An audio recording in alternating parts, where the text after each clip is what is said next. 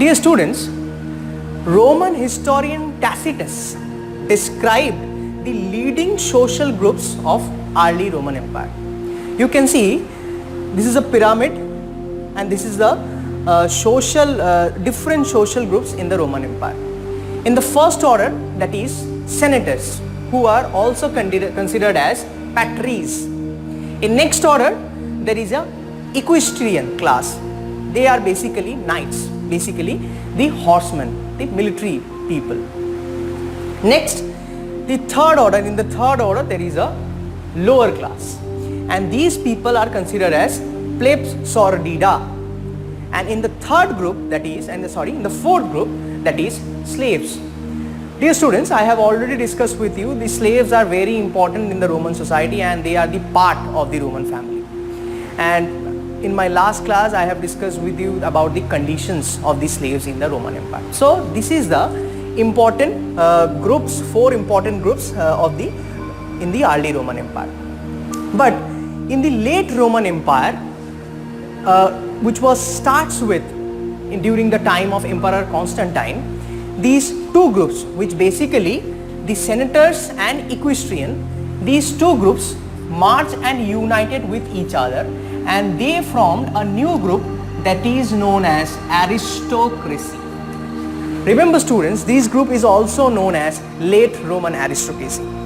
And late Roman aristocracy was rich but not powerful as military. Now, apart from these groups, there are other groups. These groups is known as middle class. They become very important in the late Roman Empire. Remember students, these groups consisted of bureaucracy, army, merchants and farmers. Roman historian Tacitus described this group as respectable middle class, as they are the clients of great senatorial class. Next, there are other groups in the society that is considered as lower class, and these group is known as humiliores. And these group comprised of rural labor force, industrial and mining workers, artisans, casual laborers and many more. I hope you remember that in the late Roman Empire, basically the slavery system was gradually abolished from the Roman Empire because the masters, they could not try to continue with the slavery system. So we can see that the slavery system basically disappeared from the Roman Empire. So these are the 4 important groups of the these are the social hierarchies of the early and late Roman Empire. In your book, that is NCERT page number 70 and 71, there are more information about the late Roman aristocracy. So dear students, I am requesting you to please read the information about the late Roman aristocracy from the NCERT, and I hope you will get more information about this. So now I am moving to the last topic of this chapter, the late antiquity. Okay, the next topic, late antiquity. Now the question arises, what is the meaning of late antiquity? Basically, final and fascinating period in the evolution and breakup of the Roman Empire is known as late antiquity.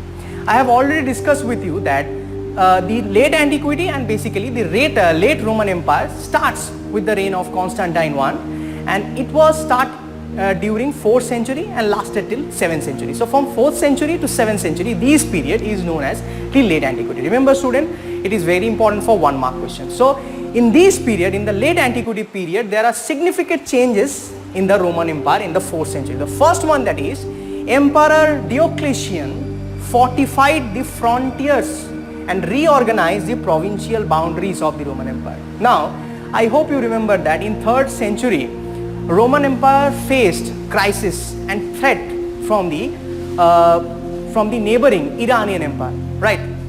So, Emperor Diocletian believed that it was a time to redefine the boundaries and fortified the empires. Next one, he separated civilians from the military functions.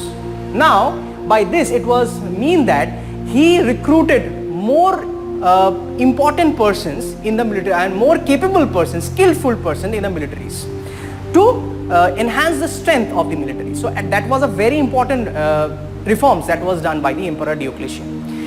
During the time of Emperor Constantine, remember student, Emperor Constantine also regarded as the Constantine the Great. So during the time of Emperor Constantine, he made Christianity as an official religion. Remember students, I hope you remember that in my last class I have discussed with you that Roman Empire have various religious cults and local deities, just like Mars, Jupiter, Juno, Zeus. So we can say that the Roman Empire is having the polytheist culture, right? But whenever Emperor Constantine made Christianity as an official language, we cannot say that the polytheist culture disappeared overnight, right? But Christianity became the official language, official religion of the Roman Empire. Remember that apart from the Christianity, there are other religions also prevalent in the Roman Empire, that is called Judaism. Remember students, the Jews communities are also there in the Roman Empire.